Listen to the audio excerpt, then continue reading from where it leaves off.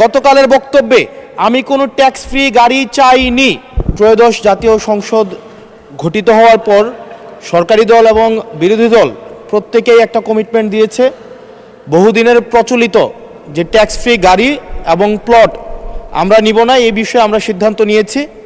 এবং গতকাল এই বিষয়টিকে সমর্থন জানানো পূর্বক আমি এই সংসদে একটি বক্তব্য প্রদান করি, যেটি আজকে বিভিন্ন মিডিয়াতে এটা একটা বিভ্রান্তি ছড়ানো হয়েছে।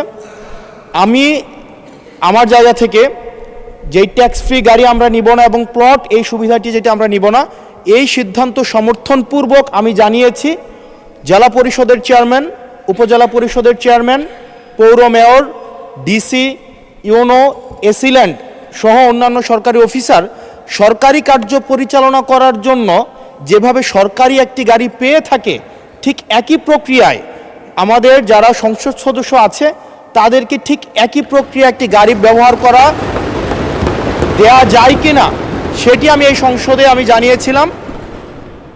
সরকারি মালিকানাধীন একটি গাড়ি যতদিন পর্যন্ত এমপি থাকবেন ঠিক ততদিন ব্যবহার করবেন এবং সেটির জন্য কিন্তু এক্সট্রা খরচও লাগবে না, কারণ আমাদের এই সংসদ সদস্যদেরকে কিন্তু ইতিমধ্যে 70,000 টাকা কিন্তু গাড়ি মেনটেনেন্স করার জন্য দেওয়া হয়।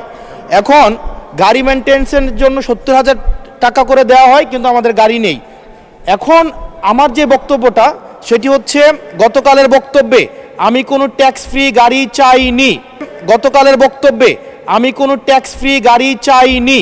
অলরেডি এই সংসদের পুরো হাউস ঐক্যবদ্ধভাবে সিদ্ধান্ত নিয়েছে তারা এটি নেবে না, এবং এই ত্রয়োদশ জাতীয় সংসদের প্রত্যেকটি এমপি সেটির জন্য একটি অনন্য নজির স্থাপন করেছে।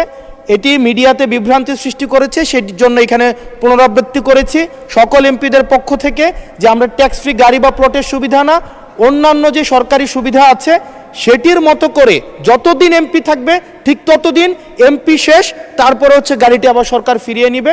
সেটির জন্য হচ্ছে আজকে এখানে দাঁড়ানো মাননীয় স্পিকার।